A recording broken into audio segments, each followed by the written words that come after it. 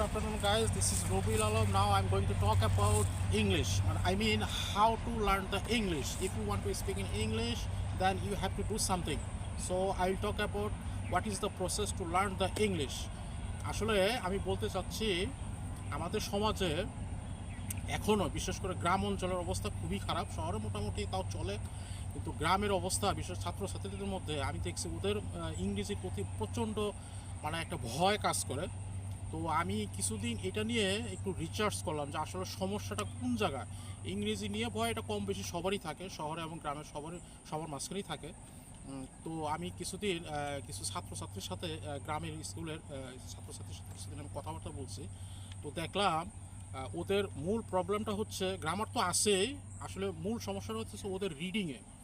তো আমি কয়েকটা ছেলেকে কিছু রিডিং করতে দিয়েছিলাম, দেখলাম ওদের রিডিংয়ের অবস্থা খুবই ভয়াবহ খারাপ। তারা ঠিকমতো উচ্চারণটাও করতে পারে না, কোনটা স্পেলিং কী হবে কিছুই বুঝতে পারতেছে না।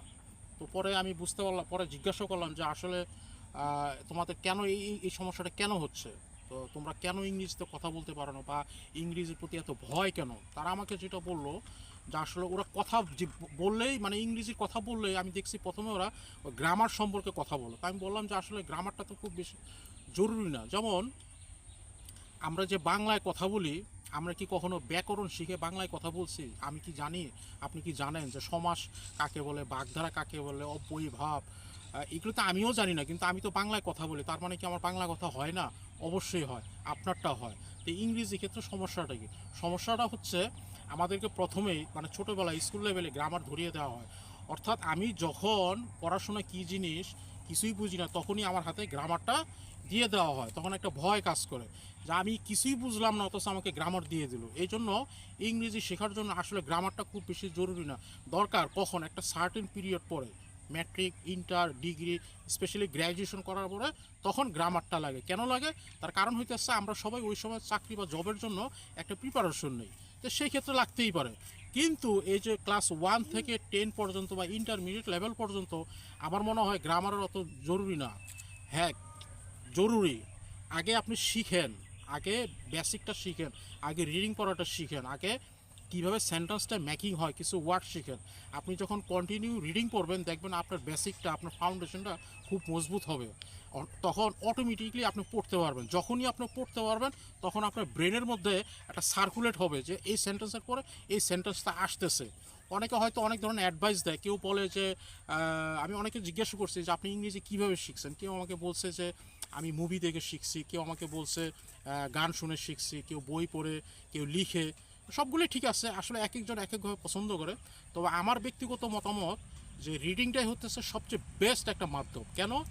আপনি যদি রিডিংটা ঠিক মতো করেন, প্রতিদিন মিনিমাম আধা ঘন্টা যদি রিডিং করেন, তাহলে দেখেন একই সাথে অনেকগুলো জিনিস আপনি আয়ত্ত করতে পারবেন। যেমন এক হইতেছে গ্রামার, তারপরে ওয়ার্ড, সেন্টেন্স মেকিং, তিনটে একই সাথে হচ্ছে, এর এক বিষয়। আরেকটা বিষয় হচ্ছে আপনি যদি কন্টিনিউ রিডিং করেন দেখবেন কিছুদিন মোটামুটি 1 থেকে 2 মাস পরে আপনি লিখতে পারবেন, এত সুন্দর লিখতে পারবেন, আপনি ধারণাও করতে পারবেন। এগুলো কিন্তু আমি আমার ব্যক্তিগত অভিজ্ঞতা থেকে বলতেছি।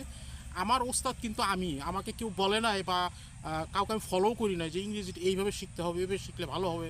আমি অনেকগুলো পদ্ধতি চেষ্টা করছি। যেমন সিনেমা দেখে আমি চেষ্টা করছি ইংরেজি শিখতে, কিন্তু হয় না, আমার কনসেন্ট্রেশন ওইখানে থাকে না, আমার ওই গল্পের মধ্যে ঢুকে যাই, তখন ওই শিখার ইয়াটা থাকে না, এই জন্য আমাদের এটা হয় নাই।